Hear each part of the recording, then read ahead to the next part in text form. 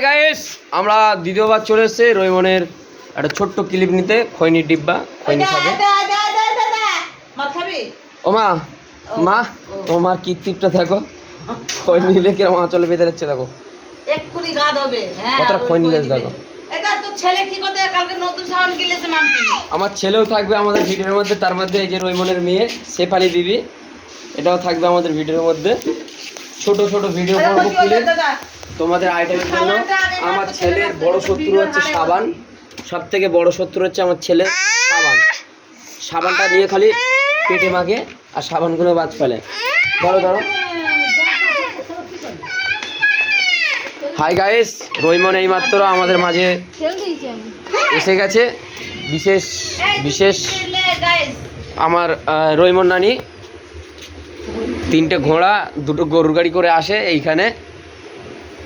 রইমন বেগম আপনাদের মাঝে চলে এসছে। ছোট ছোট ক্লিপ নিয়ে ছোট ছোট করে ভিডিও করব, খুব মজার ভিডিও হবে, আপনারা দেখবেন। আমার চ্যানেলটাকে সাবস্ক্রাইব করবেন এবং বেশি বেশি করে রইমনকে লাইক কমেন্ট শেয়ার করবেন।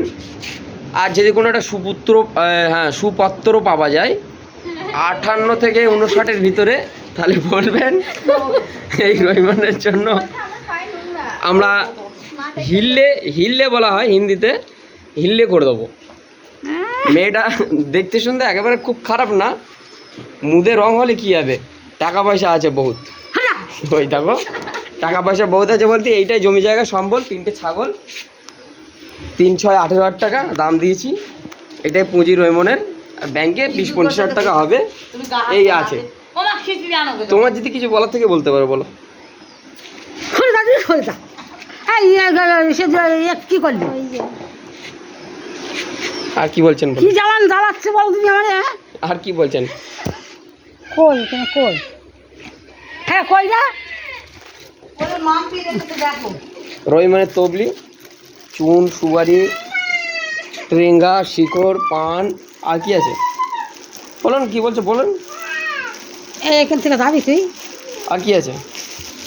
আমি নতুন ব্লগ নিয়ে চলে এসেছি রইমনের মাঝে। হ্যাঁ সাবাজি